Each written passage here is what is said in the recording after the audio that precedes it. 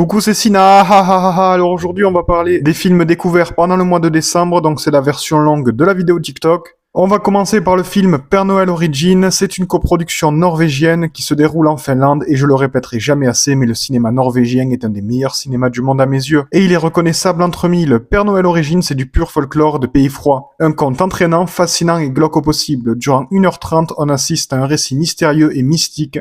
Original, mais qui toutefois perd sa crédibilité avec un final qui part dans le n'importe quoi. Des défauts, mais un très bon moment quand même. Xmas, ça c'est le téléfilm par excellence, une guéguerre d'ex dont on connaît déjà la fin dès le début du film. Le duo principal fonctionne très bien, c'est mignon, drôle, et ça nous fait passer un moment agréable sans pour autant nous marquer. C'est cool de voir à l'écran Leighton Mister et Robbie Amell avec qui j'ai grandi en regardant les téléfilms Scooby-Doo et qui a quand même une sacrée carrière depuis. Mickey, il était une fois Noël, c'est un film qui semble assez culte mais que je n'avais jamais vu. Un film à sketch avec 3 segments tournant autour de Noël. C'était 3 jolies histoires avec des thèmes profonds abordés, bien développés dans un format court. Visuellement, l'animation 2D de chez Disney est toujours très bonne et elle rend nostalgique car aujourd'hui elle a complètement disparu. On voit également que c'est un vieux film car aujourd'hui ça semble à des années-lumière de voir un personnage fumé dans un dessin animé.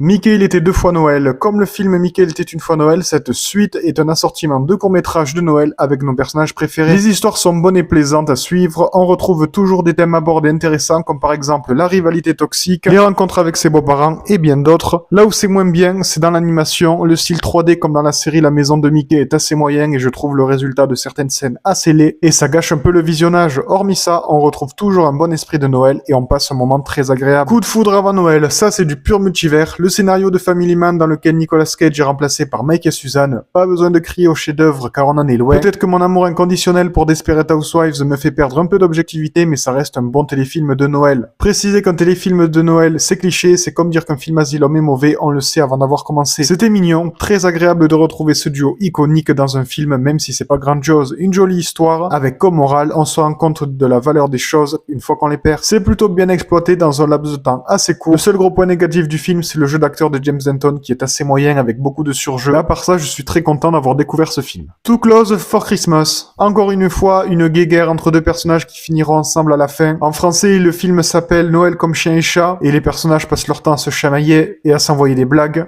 C'est très basique comme téléfilm de Noël, mais pour Chad Michael Murray, ça vaut de l'or. Le calendrier de Noël, c'est un assortiment de courts-métrages Disney ayant pour thème principal Noël, ou si ce n'est pas le cas, la période hivernale en général. Il y a des dessins animés bien écrits et touchants comme l'âne de Bethléem, et d'autres qui se rapprochent plus d'un Looney Tunes ou d'un Tex Avery avec seulement des gags comme leçon de ski. On retrouve les personnages que l'on adore dans des courts-métrages qui vont des années 30 aux années 80-90, donc on voyage visuellement à travers les années. Mickey, la magie de Noël, c'est un film qui fait penser au Roi Lion 3, car il brise en quelque sorte le 4e mur. C'est le multivers avant l'heure, tous les personnages les plus cultes de Disney réunis lors d'une soirée spectacle dans laquelle Mickey anime une soirée en diffusant des courts-métrages pour faire retrouver le sourire à Donald. Ce n'est pas un grand film d'animation, mais c'est très agréable, plein de nostalgie et bien évidemment, avec le charme de l'animation 2D. Silent Night ou Joyeuse fin du monde, ce film est à éviter si vous êtes dépressif.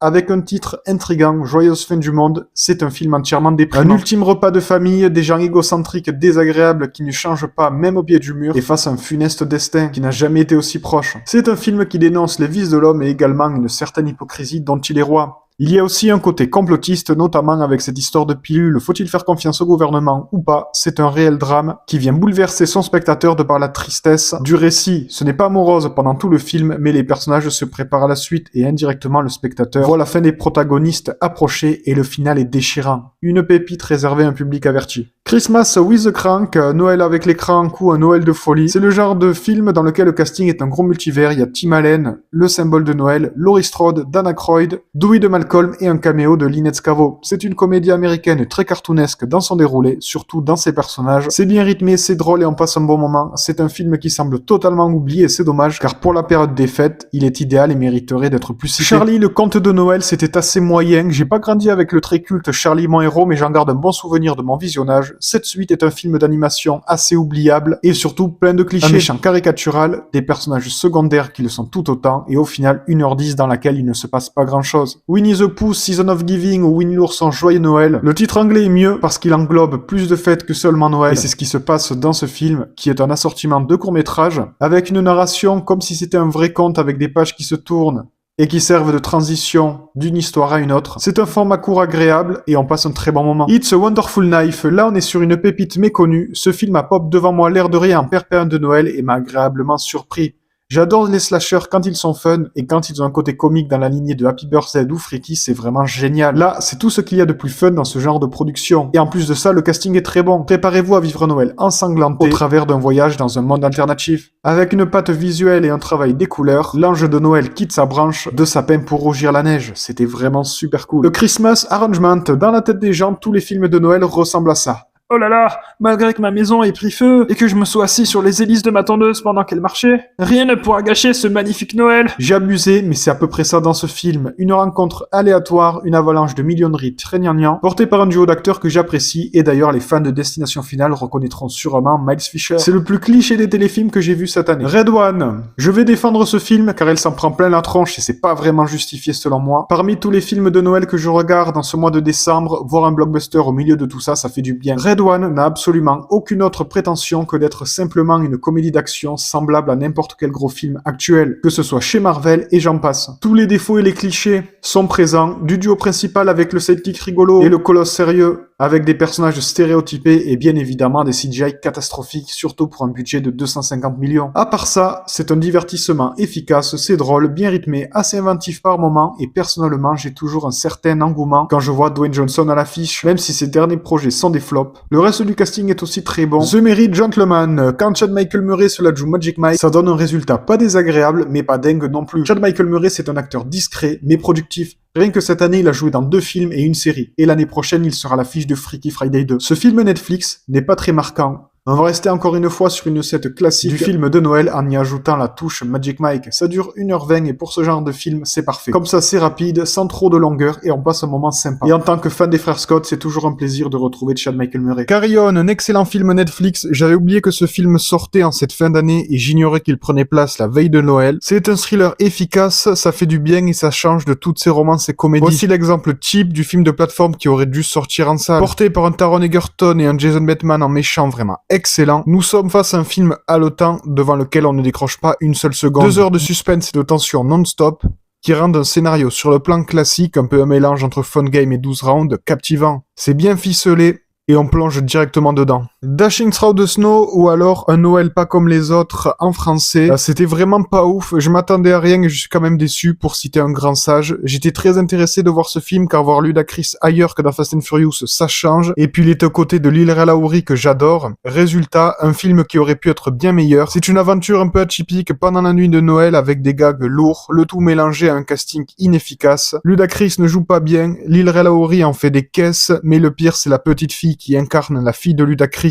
Je me dis qu'il faut être indulgent avec des enfants, mais là c'est un désastre. Et il y en a encore qui disent que Jake Lloyd joue mal. Le potentiel était là, surtout avec Lil Rel Howery en Père Noël qui porte la barbe comme personne, et qui a habituellement un côté humoristique qui fonctionne, mais ce n'était pas le cas. Un Almost Christmas Story, ou un conte de Noël ou presque, en français. Je pense pas souvent à regarder des courts-métrages, mais je pense qu'il y a de très belles œuvres à découvrir. C'est un vrai conte de Noël, une belle histoire très bien mise en scène en stop motion. Le travail des couleurs est beau, on a le blanc de la neige et le marron du bois, des personnages qui forment un beau contraste. C'est touchant de suivre ces 2 personnages avec cette narration efficace brisant le 4e mur. C'est une petite pépite sortie de nulle part. Dear Santa, c'est sorti il y a quelques jours et c'est vraiment pas ouf. Il y a Jack Black, ça me donnait envie, mais j'aurais pu m'en passer. Sur le plan, cette histoire de quiproquo était intéressante, car ça aurait pu laisser place à des situations marrantes. Au final, il n'est rien de tout ça. C'est digne du plus médiocre téléfilm Gulli. Un long métrage pas drôle, avec des enfants au jeu d'acteur plus qu'approximatif. Il y en a encore qui disent que Jake Lloyd joue mal. Quant à Jack Black, dans ce rôle, c'est pas très glorieux non plus, il en fait des caisses, après c'est le rôle qui veut ça aussi, mais il incarne un démon sarcastique lourd, bien qu'il y ait 2-3 blagues qui fonctionnent. En cette période de Noël, il y a bien mieux à regarder. Black Christmas, la version de 2019, j'ai pas aimé du tout. J'ai pas vu le film original et je suis pas très fan de celui de 2006 non plus. Le sous-texte aurait pu être intéressant et dénonciateur, sauf que finalement on assiste pendant 1h30 à une guéguerre entre des primaires, les gentils contre les méchants qui se disputent et qui se disent que dans les gentils il y a des méchants et que dans les méchants il y a des gentils. C'est mauvais, cliché, les personnages sont vides, caricaturaux et c'est vraiment dommage car le casting est très cool et la réalisation est bonne. Ce qui pose le plus problème dans ce film, c'est le scénario qui, au-delà de ce que j'ai cité précédemment, est bidon avec cette histoire de fraternité sectaire univers qui n'a aucune crédibilité. Cependant, l'ambiance slasher est plutôt bonne avec quelques scènes d'horreur efficaces. Shaitan, je m'attendais pas à ça, mais c'était quand même bien. De base, je pensais que c'était un slasher, ou plutôt que c'était un slasher plus basique, et en fait pas du tout, c'est à mi-chemin entre Massacre à la tronçonneuse et Détour mortel, mélangé à une touche d'érotisme terriblement malaisante. Ça faisait longtemps que j'avais pas vu un film aussi glauque avec une ambiance pareille. C'est dérangeant, captivant et ça nous plonge dans un profond malaise grandement efficace. Vincent Cassel en redneck, c'est aussi drôle que perturbant, et d'ailleurs il a été nommé au Bidet d'Or en 2017 pour sa prestation, ce qui est l'équivalent des Radio Awards en France. Bilan de cette découverte, très étrange, j'ai passé un bon moment, et ça fait un film de genre français de plus que j'ai vu. Beethoven sauve Noël, cette saga semble complètement oubliée du grand public. Alors pour les suites des TV, je peux comprendre, mais je pensais qu'au moins les deux premiers avec un statut assez culte. C'est un téléfilm de Noël sur le plan classique, sauf qu'il est le nouvel opus d'une saga. Ça se regarde, mais ce n'est pas de la grande qualité.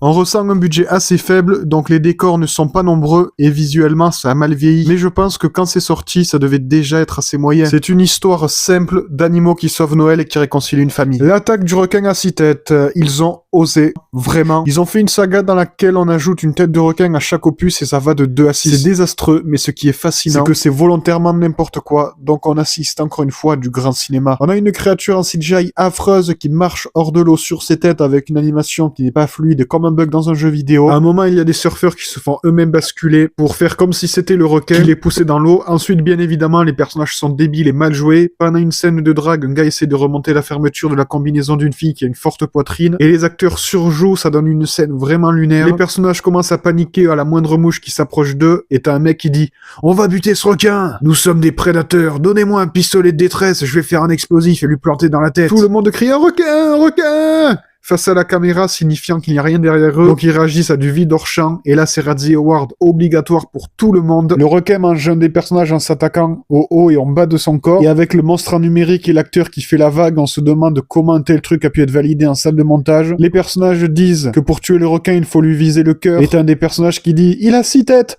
On en a 8, on devrait être plus intelligent !» Et t'as un autre qui lui répond « C'est le truc le plus débile que j'ai jamais entendu, alors que c'est peut-être la phrase la plus sensée du film. » Alors je vous laisse imaginer le niveau pendant 1h20. Le requin change de taille en fonction des bons vouloirs du scénario. Bref, c'est vraiment désastreux. Et le truc, c'est que voir cette avalanche de bêtises, c'est super drôle. Et je me suis bien amusé devant ce film. The Wrath of Becky, j'adore le premier film et quand j'ai vu qu'ils allaient faire une suite avec un antagoniste, Sean William Scott, j'avais hâte de voir ça et je ne suis pas déçu. C'est toujours aussi fun, toujours déjanté et encore plus inventif. C'est une nouvelle narration qui nous est proposée dans laquelle Becky raconte l'histoire en s'adressant aux spectateurs en voix off. Le groupe de méchants est à nouveau efficace, c'est un plaisir de retrouver Michael C. Hero, un acteur que j'ai vu dans de nombreux DTV. On a hâte de savoir ce qui va leur arriver et ça devient un jeu d'essai comment Becky va s'en prendre à eux. Un second opus qui devrait plaire à ceux qui ont aimé le premier film, car c'est fidèle. J'espère qu'il y aura un troisième film, histoire d'avoir une excellente trilogie. Et comme méchant dans le troisième film, il pourrait prendre une autre icône de la comédie, à la manière de Kevin James dans le 1 et Sean William Scott dans le 2. J'avais en tête Chris Rock,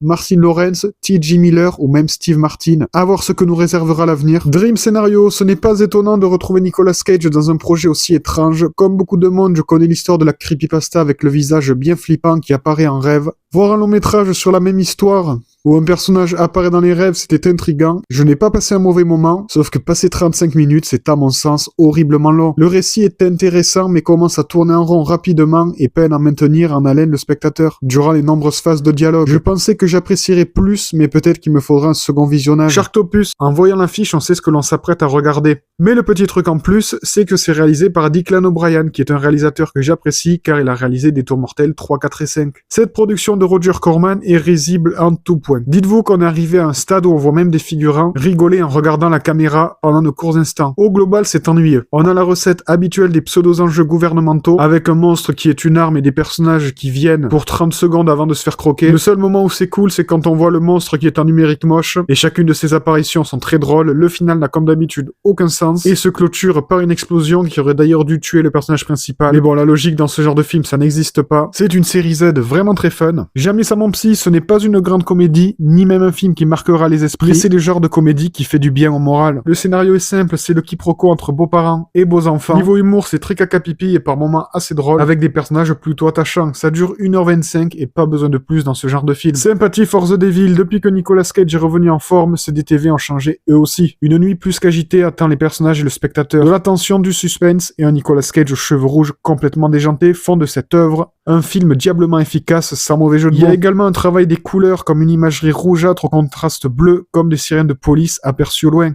On a donc une réalisation soignée, de nombreux rebondissements pour un film qui, à mon sens, n'est pas un DTV basique, mais un pur film d'arrêt-essai. Witchcraft, c'est vraiment pas ouf. Les films avec écrit des trucs du genre, dans la lignée de Scream et Souviens-toi l'été dernier, ou autre œuvre culte, c'est souvent mauvais signe. Sur plus ou moins le même scénario, j'ai trouvé le film I Wish de 2017 meilleur, bien que je ne le trouve plus que moyen. Witchcraft n'a absolument aucune ambiance horrifique. C'est un teen movie basique des années 2000. En fait, c'est comme si on avait ajouté une touche horror thriller à American Pie. Des acteurs peu convaincants, une réalisation platonique pour un long métrage trop long pour ce qu'il raconte et au final interminable. La plus précieuse des marchandises, un chef-d'œuvre d'animation. Les dessins animés français de ce genre, c'est toujours un moment marquant et une expérience unique en salle. Peu importe le sujet, un film historique passionnant, envoûtant, d'une beauté visuelle folle qui fait parler, ses images sans beaucoup de dialogue. Une œuvre bouleversante qui se déroule durant la Seconde Guerre mondiale. Une aventure originale avec d'autres points de vue de cette période dramatique. Un film sublime que je prendrai plaisir à revoir. Mufasa, j'y allais à reculons vu que je déteste le remake honteux qui nous ont balancé en 2019, mais Mufasa m'a surpris et dans le bon sens du terme. Il y a quand même des défauts, notamment scénaristiques, comme certains points expéditifs ou certaines réactions des personnages qui sont trop instantanées, ce qui est au rendu final est peu crédible. C'est un film sur Mufasa,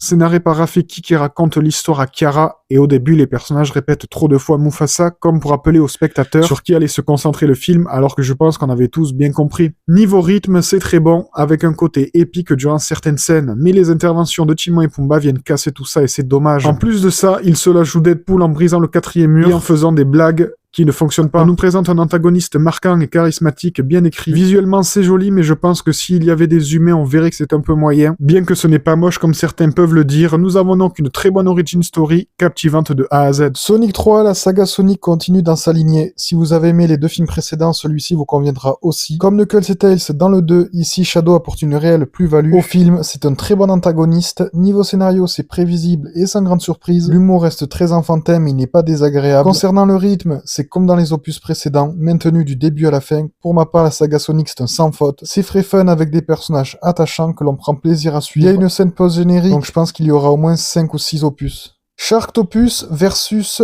Pteracuda. Quand deux grosses bébêtes se rencontrent, ça annonce un combat épique et finalement quasiment inexistant. Une suite à Sharktopus avec un autre monstre, je pense qu'on pouvait s'en passer, mais ça existe, et c'est aussi débile que le 1. Tout d'abord, l'affiche est une des pires affiches jamais créées. Il y a juste à voir la tête de la fille pour prendre peur. Ensuite, bien évidemment, c'est une avalanche d'absurdité. Le gars balance une sardine pour nourrir le requin. Mais une fois que le poisson tombe dans l'eau, on voit que c'est un poisson bien plus gros. Le Pteracuda croque un gars, et on voit un bras en dessin animé dans la bouche du monstre. À un moment, il croque le bras d'un autre gars. Il y a du sang CGI qui jaillit et son bras devient super large, n'a aucun sens. Et après, il se fait emporter par le monstre avec très peu d'images secondes, donc c'est un truc saccadé, c'est horrible. Precious Cargo, les films de braquage, j'adore ça. Dans les DTV, il y en a parfois de très bons, sauf que là, ce n'est pas le cas. Je l'ai vu il y a quelques jours et je l'ai déjà quasiment complètement oublié. Une histoire de vol de diamants méritait un bon film. Precious Cargo, ce n'est pas bien du tout. Au-delà des clichés habituels de ce genre de production, nous avons un personnage principal insupportable, mal joué, des phases humoristiques qui font tâche dans le récit. Le déroulé est également mal fichu avec des éléments inutiles sur lesquels on s'attarde trop et des éléments importants expéditifs. Ça reste un DTV avec Bruce Willis que je suis content d'avoir vu. Butcher's Crossing, loin d'être mauvais, c'est juste que j'ai pas trop accroché. Un western sur la chasse au bison, ça change un peu dans ces films-là, car on suit comme scénario principal un élément secondaire voire tertiaire que l'on peut voir dans d'autres œuvres du genre. Ce qui fait que j'ai pas accroché au film, c'est à cause du rythme. Le thème de la chasse aurait pu être intéressant, mais là c'est contemplatif, horriblement mou et long, ce qui rend le long métrage interminable. Là où le film brille, c'est dans sa mise en scène, qui est réussie, avec des plans sur des paysages majestueux, sublimes. Les DDV de Nicolas Cage ont pris une autre tournure depuis qu'il est revenu en force, et Butcher's Crossing, c'est un bon film dont je ne suis pas forcément la cible, ou alors il me faudra un second visionnage. White Elephant, c'était très mauvais. C'est dommage car ce DTV avec Bruce Willis m'inspirait confiance vu le casting et vu l'affiche, qui est plutôt jolie. Le scénario est simple mais brouillant de A à Z avec une exécution mal faite, qui fait qu'on peine à suivre cette histoire car rien ne s'assemble, c'est sans queue ni tête. Il y a des scènes d'action mal réalisées, mal montées, et au milieu de tout ça, des phases de dialogue aussi vides que le néant. Il n'y a pas de développement de personnages, tout est placé de façon plus ou moins aléatoire et c'est au spectateur de se débrouiller avec ce foutoir. Divorce Club, qui dit film de Michael Youn, dit film déjanté. Divorce Club ne déroge pas à la règle. Sur une base simple, nous sommes pris dans le film et pendant 1h40 on rigole face à des gags qui s'enchaînent et qui fonctionnent. Avec un super casting, c'est le genre de comédie qui remonte instantanément le moral. Encore faut-il y être réceptif. Michael Youn a fait un bon travail sur la réalisation, il a fait un excellent film avec Divorce Club qui est bien mieux que son super naze BDE. Assassinat d'un président, en toute objectivité, objectivité, je pense que c'est le meilleur des TV dans lequel Bruce Willis a joué. Un teen movie d'enquête bien réalisé avec un bon casting et notamment plusieurs visages qui seront familiers aux fans de séries, comme Gotham, Newport Beach et Vampire Diaries. Et bien évidemment, Bruce Willis en principal ancien soldat un peu taré. Le gros point positif de ce film, en plus de sa très bonne narration, c'est qu'il est drôle. Alors c'est l'humour d'ado, de lycée, mais ça fonctionne, et les blagues / punchlines sont bien écrites et bien placées. Je me suis régalé et j'en suis étonné. Syntex, c'est une drôle d'expérience au cinéma, et quand je dis ça, c'est pas tellement positif. L'histoire est bonne, c'est prenant car bien écrite et bien rythmée, mais à part ça, c'est cinématographiquement parlant catastrophique. La réalisation est mauvaise, avec un film qui se déroule près de la cordillère des Andes qui n'a aucune belle image, c'est une avalanche de fond vert honteux, et de quelques images réelles qui font stock shot. Niveau casting, c'est pareil, à part Vincent Cassel qui est au top comme d'habitude. Pour moi, Louis Garrel et Diane Kruger ne performent pas comme ils devraient alors qu'ils sont très talentueux, ce qui n'aide pas la qualité du film. Musicalement, je trouve le thème principal sublime et il pose une bonne ambiance. Accélération, alors c'est pas si naze que ça.